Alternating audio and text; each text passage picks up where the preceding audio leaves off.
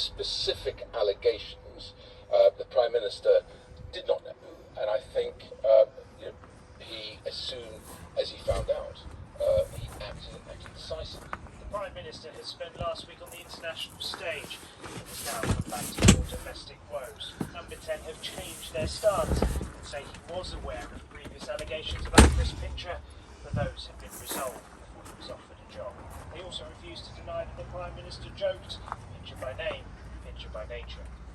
I just don't believe that is the sort of thing that the Prime Minister would have joked about. This speaks to a wider issue of sleaze within your party. It's the third or fourth story of a similar nature that we've had in the last 6 months or so. What does it say about the culture here in Westminster and the culture within your party? I think, look, don't underestimate how seriously we take all of these allegations and complaints. And there have been multiple, as you rightly point out, over the past few weeks, months and years against MPs from numerous and various political parties.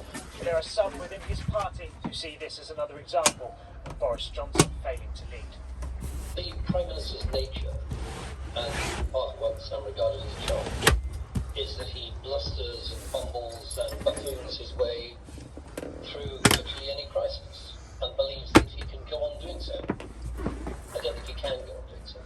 I think we're hitting the buffers. This all adds to the growing concerns about the attitude of many here in Westminster. It means the calls for root and branch reform will now only grow louder. Shihab Khan, ITV News, Westminster. All right, let's go live to our political correspondent Carl Dinnan at Westminster. Downing Street has just given an update on what the Prime Minister did or didn't know about Chris Pincher. What can you tell us?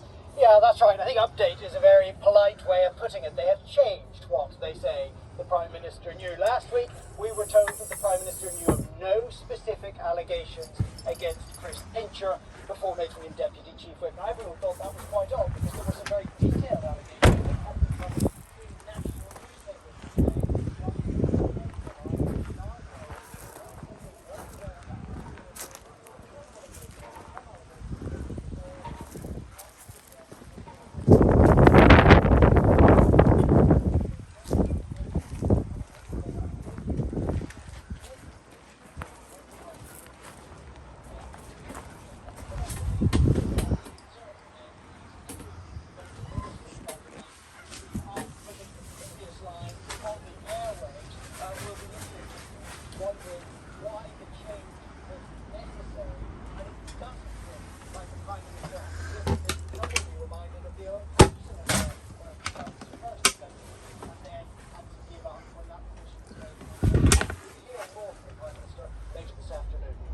Carl Dinnan, thank you.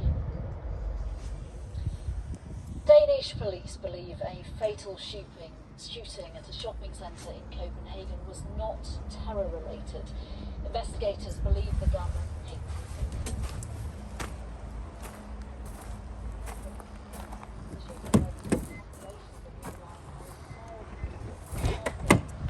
praying for everyone involved.